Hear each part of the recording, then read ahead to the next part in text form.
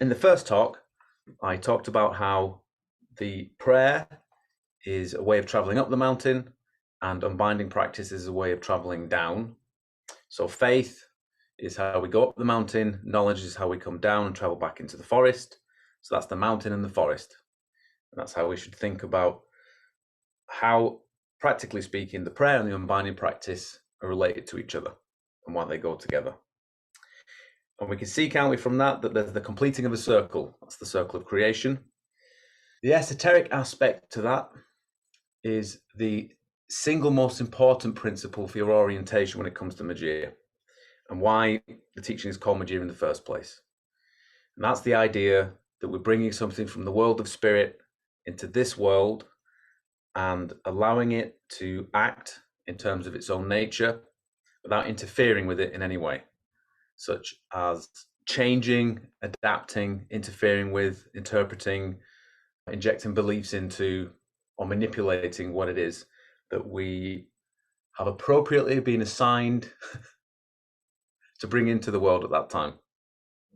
This is the oldest understanding of magic. The further back in time you go, the older the traditions are that talk about magicians being the people who conjure creation itself, without which there wouldn't be any creation, there wouldn't be a world. Principally, you find that kind of talk in shamanic traditions.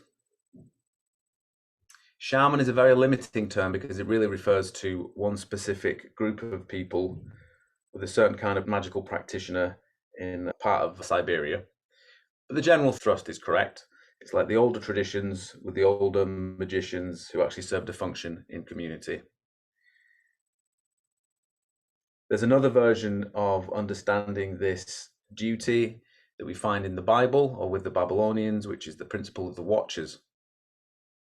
So when you hear people like Peter Kingsley talk about the Watchers being present at the beginning or the end of a civilization, to witness or to watch, the thing to keep in mind is not that it's a passive appreciation of what's happening that's required. Rather, it's the bringing of that divine nature that I just talked about from the world of the spirit, if you like, that completes the circle of creation in that particular instance for that particular thing or aspect of creation. So in terms of that example, that would be a particular kind of civilization. Don't worry if the esoteric aspects don't make that much sense. The most important thing is that you understand practically what it is that you need to do. And the esoteric stuff will come later, if that's the case. In the second talk, I talked about the magical record and why it's the most important tool that we have. And although it may look like a practical log that we use to adjust and understand our unbinding practice,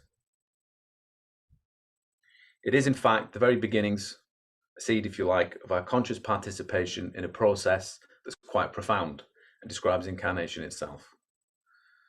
I think the instructions for the magical record are pretty straightforward.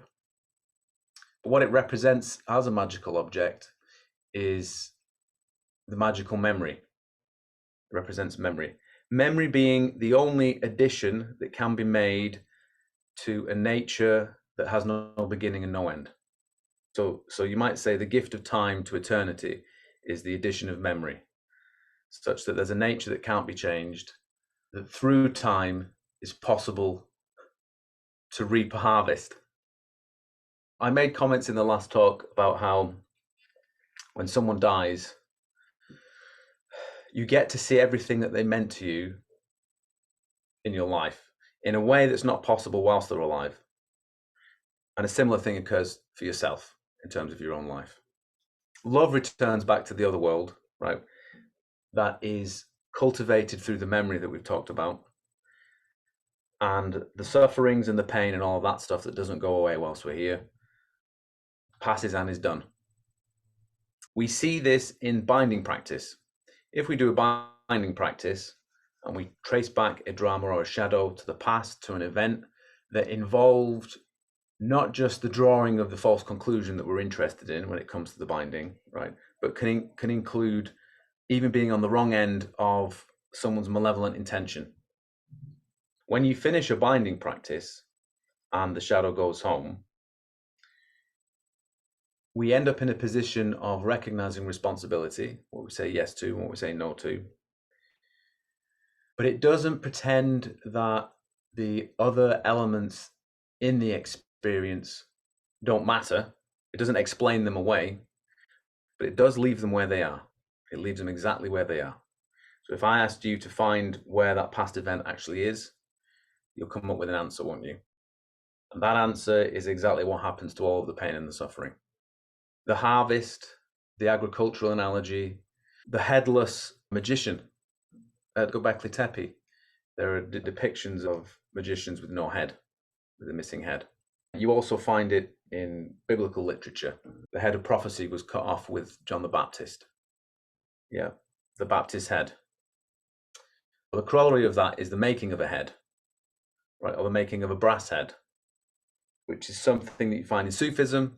You find it in some interpretations of the legends of the Knights Templar and what they worshipped. Because some people say that Baphomet really was a brass head. But the head of prophecy, what that actually means is the head of wheat. You grow and cultivate something, and then when it's ready for the harvest, it gets chopped off. We talk about fruit, but it's the same idea, right? Whenever you see any references to a headless god, headless magician, that kind of a thing, or a head on its own that's been severed from a body, that's what it's referencing. Now, we've got the human life. When a person dies, you can say that there's a harvest. Our intention with our practice is to make conscious the process of incarnation that everyone's engaged in, but we make it conscious in a way, and the diary being one way of doing that, right, is to accelerate that process. So we attempt to die whilst we're still alive. Again, it's the same symbolism, the fruit, the head of wheat. So the magical record is a conscious way for us to participate in this process, the most important process, which is this accruing of memory, such that there can be a harvest in a place that doesn't have seasons. Let's put it that way. An appropriate symbol to understand this process and what we're engaged in, which is a nice way of summing up the teaching of the casting of shadows in the Magia book, is the Leviathan, or the Ouroboros, which is a serpent eating its own tail. The casting of shadows. Brief recap, we're God standing in the fire of eternity, casting shadows of ourselves into time and then taking those shadows to be ourselves. That's what a human being is. And therefore a mixture of two worlds, right? This world wouldn't exist if we didn't bring that life here from that other world. Again, that's referencing back, isn't it? The idea of the magician conjuring the world, keeping it together. That's what it means to bind it together, hold it together. But God incarnates. It's like a circle. We complete that circle of creation, right? In one aspect, that's the human life.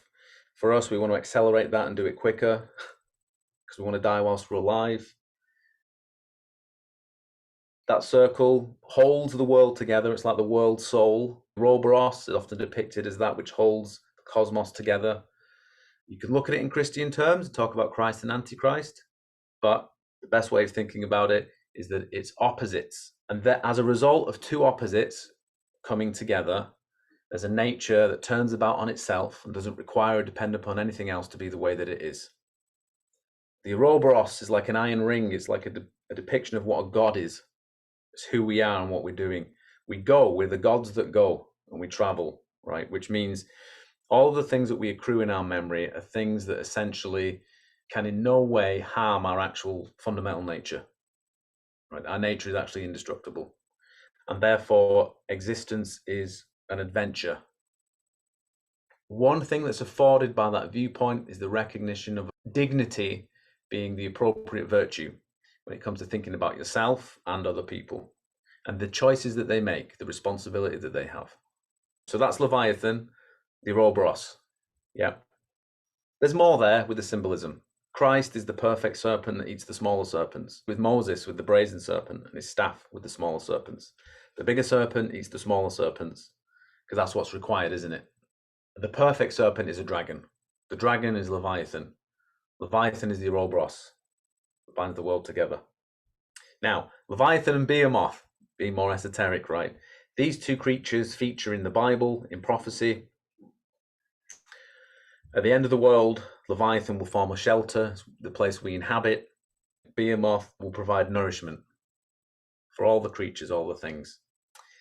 I could say more about this being really a representation of divine justice and divine mercy, or you can think about it as the two worlds, right?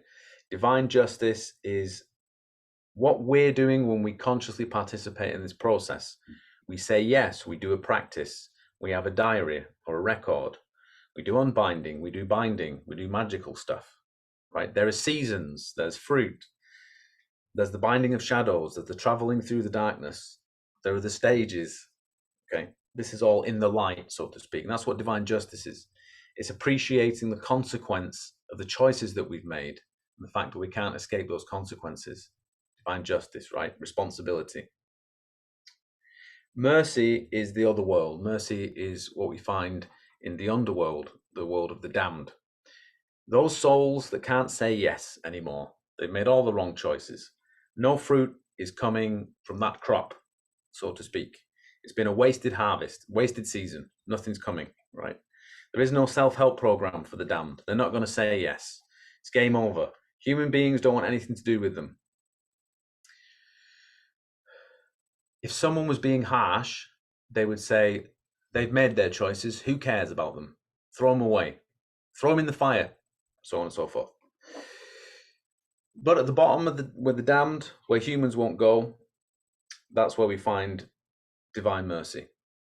Divine mercy says, even though justice, right, says that this is evil, divine mercy says we'll still recognize that even that can be redeemed. And what I mean by that is not redeemed in the sense of saved, in the divine justice sense. I mean it in this sense, right? If you have a field and you sow your seed and you have a nice harvest and you do everything well and you pay attention and everything grows and you get everything that you wanted and it's like your birthday and it's harvest time, right? And you have your nice food, right? It goes into winter and the ground is fallow again. It returns back to how it was last winter, empty, barren. Nothing will grow. However, if you sow your seed, but you don't take care of it, or you intentionally do things wrong out of spite or resentment, who knows? You're negligent. You don't get a harvest, or maybe there's disease that wipes it all out. Either way, you end up where you were at the beginning again, in exactly the same way as the successful harvest, except the only difference is there's no harvest. There's no harvest. There's no memory. A wasted opportunity, a wasted journey. Yes. Now, divine mercy says, even at the end there, everything returns back to where it started. And everything that happened is lost. All of that resentment, all of that anger, all of that malevolence, right? All of that confusion, all of that hurt, all of that's just lost. That isn't the harvest, so that's just gone. That's left where it is, it's gone. But an opportunity was wasted. So divine mercy means that even then at the end, there's liberation, but what's come of it? So you could say it's a tragedy, for sure. If we were to make it into a creature, we would get something that might be a hippopotamus, but it's Behemoth. Sustains and feeds all the creatures, gives of itself unconditionally, it sustains everything. Are the damned seen as sustenance? No. This is another way of putting it, what I've just talked about. If you take yourself merely to be this, when you die, you're dead.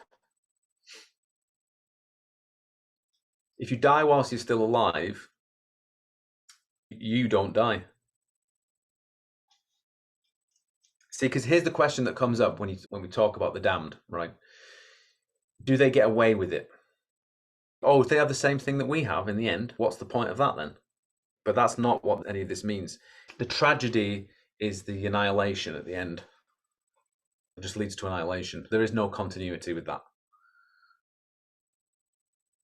But that which is always the case is that which is always the case. And there's no waste there, so to speak. There's no harvest, and it's a tragedy, but it's not the end of creation. Right? So you can think about this in terms of a human life. People have opportunities. A number of opportunities, they're not infinite, because your life isn't infinite. So certain things are possible. And maybe the God that's incarnated throws away that lifetime.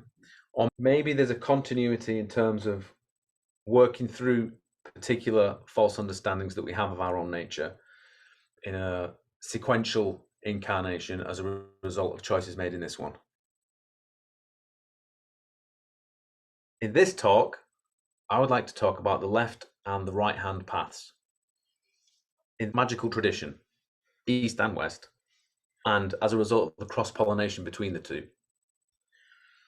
There are these ideas of the left-hand path and the right-hand path. And practitioners fall into one of these two camps. They're either pursuing the left-hand path or they're pursuing the right-hand path. Now, there are a lot of opinions about what these paths are, what the differences are, what the similarities are. Some people argue that these ideas were really just made up by Helena Blavatsky and have no basis in tradition at all. However, one of the things I would say about someone like Helena Blavatsky is that it's pretty obvious that some of the terms that she uses are made up. Right? Some of the things that she talks about are made up. She misuses Sanskrit, right, and claims certain words mean things that they don't mean. And you can see she uses butchered concepts from other traditions. You might argue that maybe she doesn't understand the original concept. Right. One of those examples, by the way, is the tulpa. People heard of the tulpa? Tulpa is supposed to be a thought form. You can create tulpas or thought forms. What that is a misunderstanding of the word tulku. Tulku is a reincarnated Tibetan Lama, not the animal, the Buddhist master, right? A tulku. So this word became a tulpa, and now in Western esotericism, there's this idea of the thought form. And that in Tibetan Buddhism, they create thought forms, and this other stuff doesn't exist in those traditions. But it doesn't matter. The point I was going to get to is this. If we go on purely rational scholarly grounds for understanding a teaching and the activity of that teaching in the world, right, we can make a great mistake. We can see this in action when the Egyptian mysteries were translated into Hellenic culture. And certain words were translated in a way that we would say are academically unsound. And we might even laugh at the stupidity of the people doing the translation. Look how they get it wrong. Look how they misunderstood. Look at their ignorance. However, there can be something else that's going on. We think of it this way because this is how we think about things. We can't imagine anything outside of this. But it's not an exercise in academic translation, right? In the accuracy of translation, in terms of a noun in one language being as close as possible to a noun in another. What's really being translated is a principle that can have many facets, and a facet of one particular principle might be best transmitted through what we would call a mistranslation of a word in one language that describes a different facet of that same principle into a word that describes the other facet of this same principle in the other language. I'll give you another example. If you read Crowley's Book of the Law, Egyptian scholarship was at a certain point that we have progressed from since then. So there are names for gods in there that are now considered inaccurate. You might even argue then they're kind of pseudo-Egyptian English gods, something like that, right? Does that mean that they should be thrown away? No. What it means is that the truth that's pointed to through what we might call an inaccurate or an ignorant use of language, right? The living truth is still there. It's conveyed with that meaning at that time in that way. And we would make a mistake if we dismiss it out of hand or look down our noses at the work that they did. So what's the conventional understanding of these two paths? Here's one conventional understanding that we find in an organization such as the Temple of Set.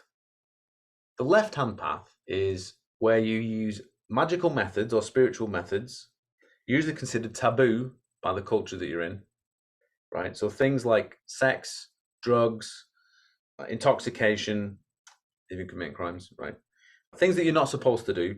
And you use those acts of transgression as a means to fortify the idea you have of yourself, to discover and fortify the nature of the self, right?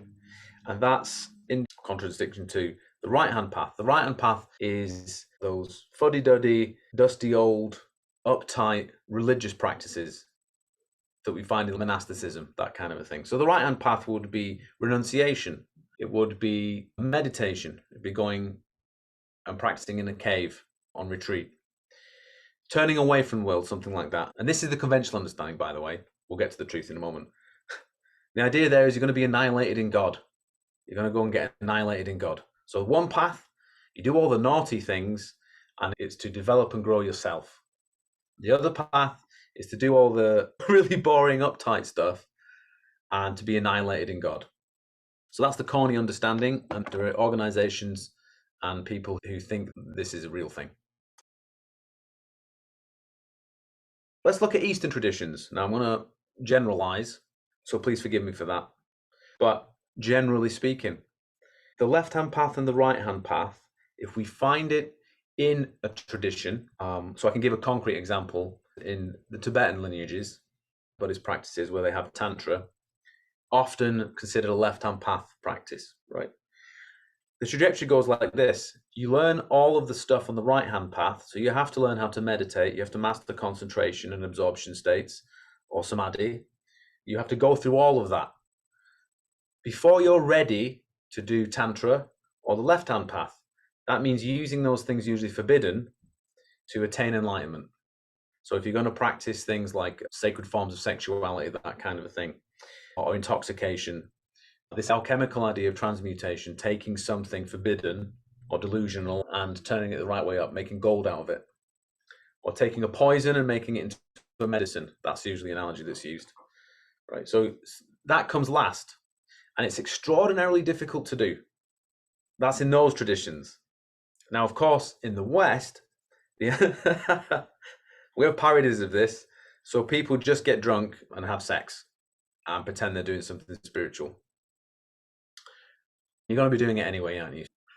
And then if the idea is that's to reinforce the self, it's business as usual, isn't it? I don't see any spiritual discipline there. All right. In terms of Crowley's understanding of the left-hand and the right-hand path, and let's just say also the understanding that we have with the Maggia, right? Because they're actually the same thing. The left-hand path and the right-hand path are the same path up to a certain point. For Crowley, in his system, he had the idea of achieving union with the holy guardian angel. We would say an awakening, right? I was going to say through the beloved practice, but all three practices are three facets of the same thing, the same process to achieve awakening. So there are various different practices and disciplines that you can follow. And up to a certain point, right, you can pick and choose what it is that you want to do. So maybe you use sex magic, maybe you do meditation, maybe you do yoga, maybe you do fasting, maybe you take mescaline, right? You can do all these different practices. And it only really matters in terms of the two paths when you get to the point where there's the crisis of the angel, followed by the crisis of the abyss. Now, we would say that's the crisis of the god and then the goddess, right? So awakening, but then the idea of the underworld, right? Or divine justice and then divine mercy. Just to make that a bit more real, you know, in your practice, sometimes you can go through the steps and the stages and you can apply yourself and you can have a good understanding and you've read the literature and it makes sense and you're having growth and it feels wonderful, right? And there's progress and you can look in your magical record and you can see things happening and it all makes sense. And then for some reason you have practices where you can't concentrate. The words don't really make sense. You don't even really like them. You can't make sense of any ideas in the book. You feel disgust and confusion. Nothing works. There's nothing that you can do, right? That's divine justice followed by divine mercy. Because there is no strategy that you can employ to help yourself when you're in that state. And that's because in some sense, at some scale, you're completing a circle. So you're in the underworld, right? And the only thing that gets you through that is divine mercy. Divine mercy will be the liberation from that at some point. So you can have your wonderful awakening, but then following it is an even deeper, darker shadow. It's even more challenging, right? At a certain point, you'll be faced with a fork in the road, and the left and the right-hand path now means something. This is the choice. The right-hand path is to continue the process, to travel through, to keep going. The left-hand path is where you decide you're not going to go any further. You've gone as far as you need to go, and you're not going to go any further because what lies ahead is annihilation. What lies ahead is disintegration, and you're not into that. So you turn your back on it.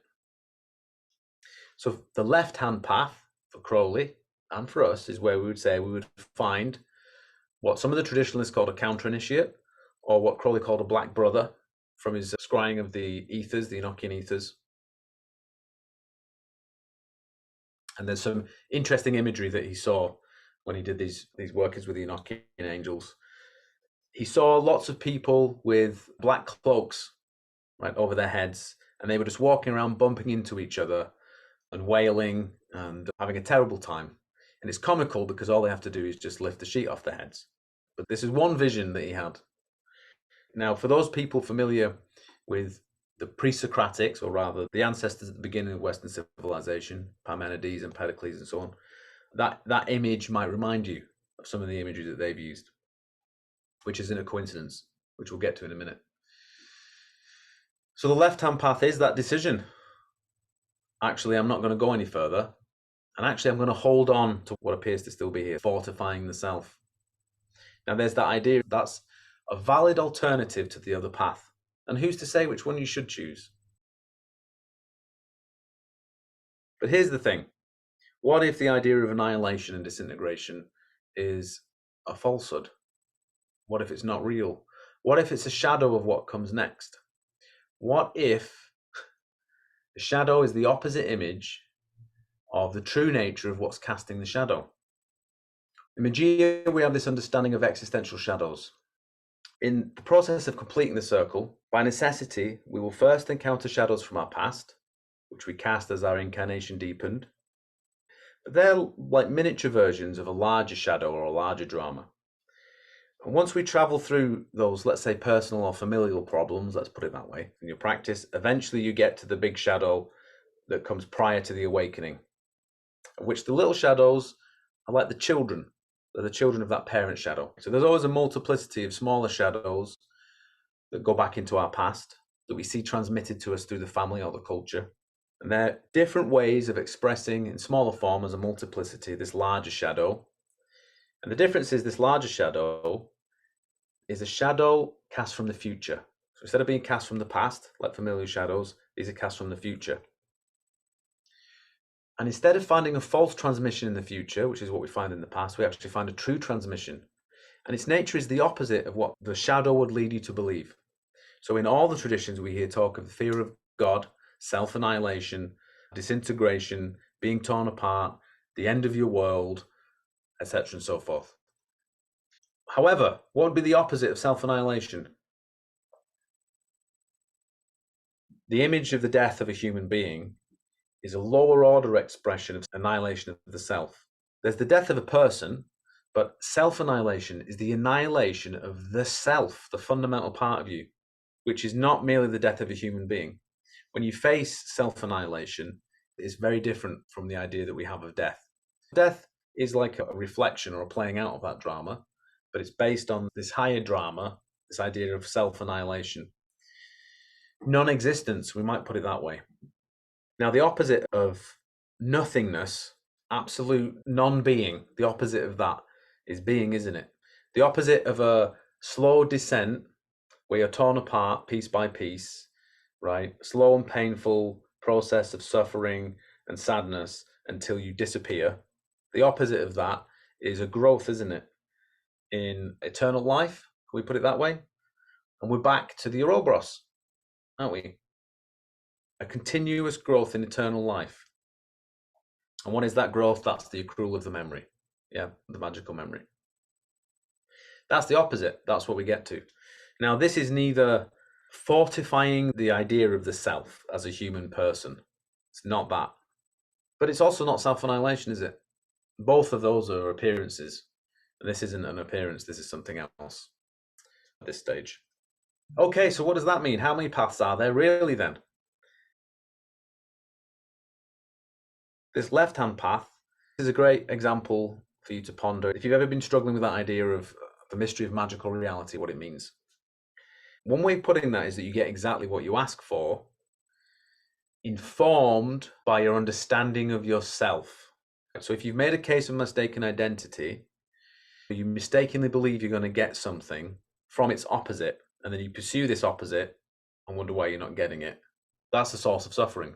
If you believe that you're going to be disintegrated, and you say, I'm not going to go any further, then what are you going to experience? You inhabit this damned drama of disintegration, and it's a long process of being disintegrated. At the end, when finally there's liberation, you see that that was never the case in the first place. That's likely at the end of that person's life, not whilst they're alive. So if you believe yourself to be fending off disintegration, you get more of that. And that's a terrible way to live, to spend the rest of your incarnation. And that's the left-hand path. Now, is it an actual path? No, it's not a path, is it? There's only one path.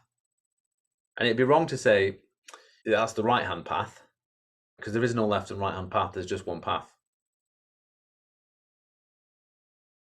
Now, in terms of methodology, that then becomes a technical question, right? So why would you break taboos versus practice renunciation? You can think of the whole process, the path that you're walking along, as one of accommodating these opposites, right? Of balance, of achieving a total expression of your qualities and capacities. Most people start off lopsided, or they have certain qualities that are developed and certain qualities that are undeveloped. So the idea is, if you're lazy and indulgent and hedonistic, then the thing that you should do is practice renunciation. You've mastered laziness and hedonism, right? So you want discipline and renunciation. That's the direction you should go in. On the contrary, let's say you're sexually uptight. What you should do is go in the opposite direction, have some sexual adventures, right? And vice versa. So it depends on where you find yourself. In terms of Magia, which I think is a slightly more sophisticated approach, we can see the accommodation of the opposites in our practice. So when we look at shadows, we accommodate the opposites. And those shadows are particular to ourselves in terms of our own nature already. So it's being able to address what I've been talking about from the inside out, such that we end up expressing our nature in a balanced and fruitful fashion as a result of merely correcting our false understandings that we have of ourselves, right? Or another way of putting it, by reclaiming the power, the magical power that we gave away as our incarnation deepened and we took on these false beliefs. And as per the traditional way, we begin with renunciation. That's why it's there in the magical order. So just to sum up, there's one path. What we want to do is accommodate the opposites. There is a parody of this entire process, and you could say it's a parody of the left-hand path, and it's about transgression. This all stems from the idea of breaking social taboos. But we don't really have social taboos anymore, do we? Getting drunk isn't a social taboo. Being promiscuous. Marriage means little as an institution in the West. So you'd have to ask from a spiritual perspective, if you were following this left-hand path that I've been describing, exactly how are you transgressing? You're just doing what you'd be doing anyway. But it gets worse than that, because there's a way of describing this as to be disturbed or traumatized for your own good. And that's malevolent, by the way. You can't say yes to being disturbed, otherwise you wouldn't be disturbed. You can't say yes to trauma, otherwise it wouldn't be trauma. If there's an experience that you might have that could be traumatic, if you've actually said yes to it and you're prepared for it, then it's not traumatic in the way that it is for others. So what I'm saying there is, you might have this idea that if you take a heroic dose of entheogens, that's a valid path or something like that. That is you flirting with trauma. The parody's in there, which is the destroying of boundaries for your own good. When it comes to practices like that, and there are other practices that don't involve drugs, by the way, but stuff where there's this idea of transgression or pushing boundaries, you should look out for yourself, right? And don't walk into things naively, right? And if you see that dynamic and you're unsure, just don't do it. I would never say to people, don't explore, but there are people that will lead you in a certain direction And that could lead to your destruction, right? In whatever way you want to describe that. I've known quite a few people who start off with occultism or Western stuff, and they stay there for a little bit and then they've moved on. And I know lots of Buddhist teachers who are like that. They start off there and then they move on. And most of the people they know who get involved in Western occultism in any serious sense, they end up a mess. Their lives end up a mess. It's not good. And I've had more than one person say to me they're surprised that I'm not a mess, given that I'm still in that tradition. But as you can see, what I'm talking about is a lineage or a tradition that recognizes these elements that I'm talking about. Is transgression the only reason to use drugs, sex, etc. in your magical path? No, and that's a great question. Cultures that use drugs, they use the drugs as a form of worship to interact with spirits. They don't use them for therapy. They don't call them molecules. They don't reduce them down to their molecular essence and then concentrate them and then make them 100 times more powerful and then make the trip as efficient as possible. They don't do the drugs to transgress. On the contrary, they use those drugs to affirm the boundaries of their culture. They affirm the boundaries of their culture, the structure, what's at the center, their understanding of cosmology, how a human being is at the center of it, and our relationship with the spirits. Same with sex. Sex can be used to reinforce devotion. And in fact, that's what marriage is, isn't it? That's what the institution is supposed to be. A symbolic or a lower order reflection of this idea of conscious devotion, like devotion in your practice, such that there's a space where stuff can come along, but there's a fruit that's possible that wouldn't be possible otherwise. So there's a mystery. Marriage was traditionally described, even by Christians, as a mystery. There's a mystery involved. And then, of course, there's the marriage to Christ from a Christian angle.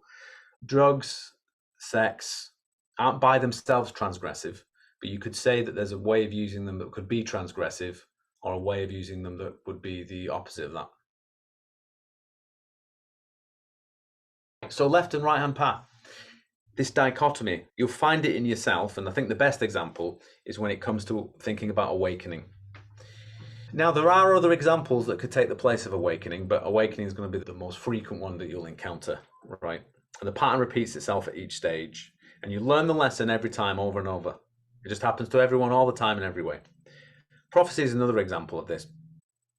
But anyway, let's say you really want to wake up. So I've been doing this practice now for a long time.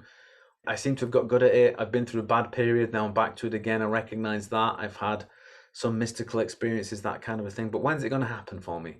What can I do? Maybe if I read some more books, maybe if I change my diet, maybe if I do the practices from more than one tradition, because who knows which one will be the one that will work. I'll do this Magia stuff, but maybe I'll just keep this other practice in my back pocket just in case, because who knows? Now, that drama, the stress of it, right, the burden of it, it can get to be a real contraction that weighs you down. The origin or the presumption that informs that whole drama is that you will be the source of it, that you're going to do it. You have the capacity to do it. You're the one that's going to do it. You've got this far. You just need to do a little bit more, right? Just do the right strategy in the right way at the right time. Now, categorically, I want to make this as clear as possible, right? You are never going to do it. You will never, ever, in any way, shape or form, ever get yourself to wake up. It will not happen. You will not do it. There is no arranging of appearances such that reality will spring forth. There is nothing you will do. Just give up now. Even trying to give up, you still think you're going to do it. Oh, I'm the one who's going to give up then. I'll give up. All I have to do is surrender. I'll be the one who surrenders then. I'll just do it. How do I do it? Which part of me is tense that I can just relax it, and then that will be me letting go? Yeah, that's still you thinking you're going to do it. Now, you can't help that being there. Why? Because it's a shadow of something in the future, right? And you're in that drama. So you should expect to catch yourself in that drama. And it's an infuriating place to be. But you recognize what it is. We even have a practice in Magia, which is binding, which can make sense of that shadow in such a way that it makes it easier to travel through it. So it's not the presence of the shadow that's the problem, or the catching of yourself playing out the damn drama that's the problem. So you don't have to flagellate yourself over the idea of being egotistical, that you're going to do it and whatever. You're just going to find yourself playing that out. But with the practice, we correct ourselves, we reorient ourselves. So instead of following the direction of the drama, we follow the golden thread in the opposite direction into the house of God. So we're going to travel through it. So that's fine. We'll just travel through it. It's fine for it to be there, but we're going to travel through it. That aspect that I've been talking about, the presumption that you're going to do it, that's the left-hand path. The frustration is that you want to approach the awakening. But what happens when you get closer to the awakening and you realize, hang on a moment, I'm actually scared of it. I'm actually scared of this impending moment. Will it feel like dying? What will it feel like? Will the universe disappear into a dot? Will I become infinitely large and infinitely small at the same time? Will it feel like being squished? Will you be overwhelmed by an impersonal force? So that's like going mad and you're not you anymore. Or will there be nothingness? All of these are different versions of the same thing. If you think that there's going to be nothing, right, that's like a diminishment until you disappear. If you think you're going to be overwhelmed and go mad, that's another way of saying everything. You become subsumed within an everything. And you're not you anymore. You're lost in it. And then, of course, there's something. If you think you're something, that's another way of saying what you're approaching. And this is why the drama is problematic and it's a challenge, is that you're separate from it. You don't have the same nature as it. For something to overwhelm you, you have to have a separate nature from it, to be lost in it. Otherwise, you'd be that which is doing the overwhelming, which doesn't make sense, does it? You can't be overwhelmed if you're the thing doing the overwhelming. Doesn't make any sense. So you think you're going to be everything, you think you're going to be nothing, or you think you're something.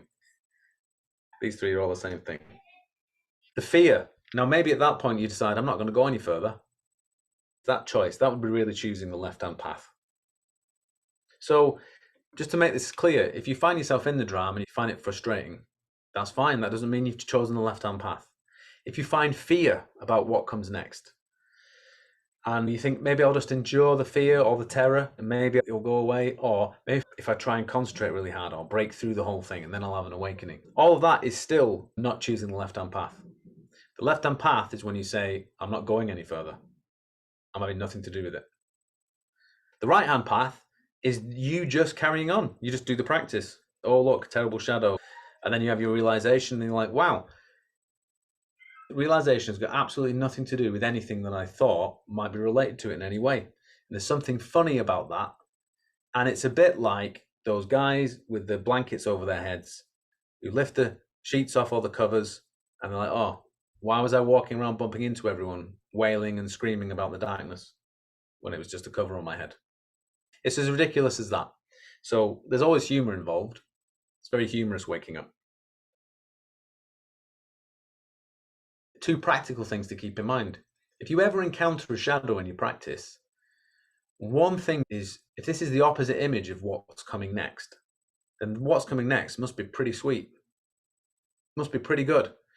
And so the worse the drama is, the worse the existential shadow is, the better the realization is going to be. That's just a little fudge to keep in mind. And then the second thing is, the first thing that we teach in Magia, the silent knowing.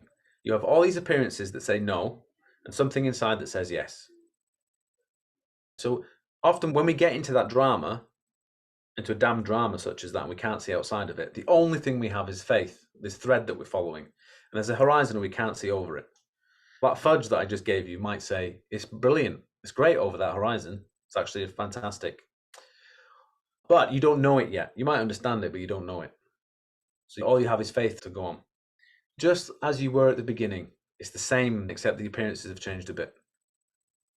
So if your orientation is correct, you can have fear, you can have confusion, you can have doubt, you can have sadness, you can have all these different things. Or, you could have joy and happiness and bliss and peace and so on. It doesn't matter. The orientation is we're going to travel through all of it. That's the one path that exists. So the presence of things doesn't mean you've chosen the left-hand path. The choice that you make, whether you continue or not. Do you believe the appearance or do you believe the silent knowing? Which one do you follow? Whenever I talk about the Black Brothers, people suddenly start thinking, hang on, am I one of those? Am I going to cut off the universe from my own being? and then slowly go mad over time. By the way, one variation of this is you might think, and it can manifest in this way, is, oh, actually, I'm going to change everything about the teaching. I'm going to change the words, I'm going to change the practices, I'm going to do it this way instead of that way. I'm going to do it the way that I prefer it. In fact, I think I have a superior version, and I've been led to it by the divine. Actually, there's something wrong with the prior version. This is where they were getting it wrong. In fact, I think the teacher's mad. I think they're crazy, and I think that this is a better version. Right? It can manifest in that way. The right-hand path ends up looking like this, doesn't it? It looks ultra conservative. It's like, this is the practice, this is the way that you do it. Renunciation might be involved. The rules apply to everyone equally, including the teacher, because the content, if the teaching is true, didn't come from the teacher, and it applies to him as much as it applies to everyone else. Often the choice that's made by the person that poisons the tree, if we could put it that way, or becomes a counter initiate, which means moving in the opposite direction and telling other people to go in the opposite direction, can involve this manifestation of saying the tradition itself needs to go, right? Or even a complete rewriting of it. It's such a strange thing to decipher. The understanding of always already the case, or taking off the cover over our heads and finding our prior delusion humorous. Yes, here's a classic. You go walking down the street and you see a snake in the road and you're terrified, but you have to get past the snake to get home. So you start sneaking very carefully to the side of the road, and you don't want to draw any attention to yourself. You get sweaty palms and your heart's beating fast. And then you're thinking, maybe I shouldn't go through with this at all. Maybe I won't be able to get past the snake without it biting me. But you inch your way forwards along the wall, hoping it won't see you. And then all of a sudden you notice that it's not a snake at all, it's a rope. Now, the fact that it was a rope was always already the case. That's funny, isn't it? That you thought you were in terrible danger. You had sweaty palms and your heart was beating fast, right? But it's just a rope. It was always a rope. That is the quality of the humor. I've had that worry when dealing with parts of my ego that I'm prone to cling to. I really want to emphasize this because you see this in so much of spiritual literature where people talk about the ego, and they talk about the ego being a problem. And hand in hand with that seems to be this idea of realizing no self, or the self, capital S. And I would say that you don't have to worry about your ego. It's not a thing that you need to concern yourself with. If our understanding of what's meant by ego is our problematic behaviors that come from our understanding of ourselves.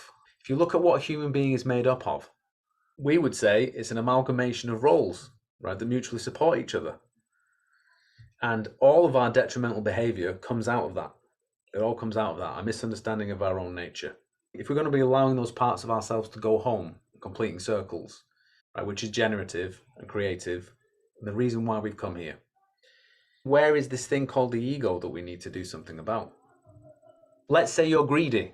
Why would someone be that way? Now, someone might say, oh, it's their ego. In the teaching, the reason they're that way is because at some point in the past, they had a false transmission about what it means to be generous, about what it means to be rich, about what it means to be wealthy. Wealth, generosity, these are the same thing. And what it means to be abundant. What would be a way of becoming abundant? By keeping everything for yourself. You can see that's an opposite image, can't you? Now, I'm using a very simple, generalized example, but it conveys the principle, doesn't it? So again, where's the ego that we need to find and admonish? All we need to do is correct the misunderstanding that we made in the past. That's why in the teaching, we don't talk about ego. We don't talk about no self. We do have the mystery of divine self, but you'll notice with the mystery of divine self, there are 4 steps. There's that which is not self or other. There's that which is self with a capital S, right? There's one found through the other, and something beyond both. And that's the mystery of divine self, something beyond both. So we don't have to tie ourselves in knots talking about no self, which people translate as nothingness. Then we're back to the delusion, aren't we, of self-annihilation. Self-annihilation is a myth, it's a delusion that you will encounter and be challenged by. There's only one path, but you can make a choice and pretend there's another one. If you do that because you wish to wrestle with disintegration, then you get what you ask for. You'll get to wrestle with disintegration. That's the left-hand path. Okay, so that's all the practical side of it. The esoteric side. 2,500 years ago, Parmenides returns from the underworld after visiting the goddess, whose name we shall not mention, and he delivered a poem. And a key part of the teaching brought back in the poem is this idea of paths. Does anyone know how many paths the goddess describes in Parmenides' poem? 3 paths. There's the path of non-being. What she says about non-being, the first path, is that non-being doesn't exist. So there's nothing to say about it. That path is illusory. So then we're at a fork in the road. There's the right-hand path and the left-hand path. The left-hand path is the path where non-being and being are mixed up together. So this is where humans think some things exist and some things don't exist. This is where human beings think they exist for a while and then they won't exist. Or things exist for a while and then they don't exist. Or things don't exist, then they exist, then they stop existing. Nothing, then you're something, part of everything, that returns to nothing. Nothing, something, and everything. Back to that again. That's this left-hand path. That's like someone who thinks, wow, I've gone so far spiritually speaking, right? And I exist. But over the horizon is nothingness, non-existence, right? So I'm not going to go any further. They're walking down a path, aren't they, of being and non-being mixed together. That's the left-hand path. Now, the right-hand path is the path that travels through all that is. It will take you all the way to the center where the two worlds meet and everything has its origin in Tartarus. Now, this is what the goddess says. She says, all human beings are actually stood on this path, and they think they're at a fork in the roads, and they think they can travel this left-hand path, this mixture of existence and non-existence, non-being and being. But really, they're not going anywhere. They're just going round and round in circles on the one path, right? They're just going round and round in circles, and they've actually not really made a choice. They're just asleep, completely and absolutely asleep, going round and round in circles. Like a group of people with blankets on their heads, right? Going round and round in circles, bumping into each other, and never going anywhere. Never going anywhere. Empedocles describes human beings in a similar fashion. Bumping into each other, it's like we're deaf, we're dumb, at the mercy of the strongest impression of the moment. So human beings are actually on this path, right? This left-hand path. Now, the difference between someone we might say who's taken the left-hand path, spiritually speaking, a counter-initiate, and other human beings, we might say they've at least consciously decided not to go any further, right? They've made some progress and consciously decided not to go any further. There is a difference there. But in terms of how far they've really traveled, they've gone no further than anyone else. Despite their awakenings, they've gone no further than anyone else. They're still just going round in circles, bumping into each other like everyone else. What this means is that at the beginning of Western civilization, logic was given as a divine gift, which was presented in terms of these paths, this understanding of paths and the crossroads. And it was given at the beginning of our culture. And there was a description of people and what they're actually doing. They think that they've made a choice, but they haven't. And they're just stuck on the path and they're not going anywhere. That was the first instance of logic, right? To show that there's no such thing as non-being, that there's only being, and then there's this false path of mixing the two together. And that's just humans going round and round in circles thinking they've chosen a direction. The divine law was given, logic was given as a spiritual exercise, something for you to understand divine law and how to participate in it. And we need to make a choice and walk down the path. That's what we need to do. That's why the gift was given in the first place. The extent to which people are still just walking around in circles thinking they've taken this left-hand path, consciously or otherwise, but we'll say mostly otherwise, is the extent to which we've completely ignored what we were given 2,500 years ago and continue to ignore for that entire period of time, such that we're in the same place as we were at the very beginning. The problem is that we aren't quite exactly the same as we were at the beginning, because you can see in our culture that we have consciously decided to turn our backs on the divine, or on the spiritual, or on God. Right? That's a conscious cultural development that happened beginning something like 300 years ago, such that our culture is consciously pointed in the opposite direction. Everything has a material basis, doesn't it? And anything that's of any value comes from us. We're the ones that are going to do it. We're the ones being doing it. We are the pinnacle of evolution. Everything has led to us, right, from other humans doing it. They were the source of stuff, and it's led to us, right? And we're doing more of the stuff than anyone's ever done. And we will do more stuff in the future. And it's all coming from us, because otherwise there wouldn't be anything, would there? And it's 180 degrees in the opposite direction to every tradition, including our own, that's come before. So we're actually like the counter-initiate, culturally speaking. We live in a counter-initiatory culture, the disintegrating culture. It's another valid way of describing it. We've gone so far, we said we're not going any further, because maybe we'd have to give something up. And we're not going to give that up, are we? So deluded by our own false light, because that's what we need to fill up the space, slowly we're disintegrating, being torn apart. We asked for it, so that's what we've got.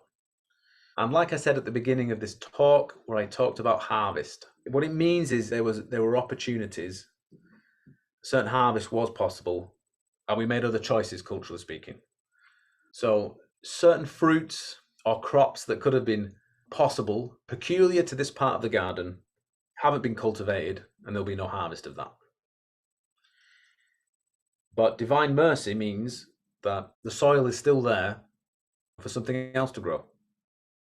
So we might say it's a tragedy, but in the end, divine mercy, the goddess, means that there'll still be continuity.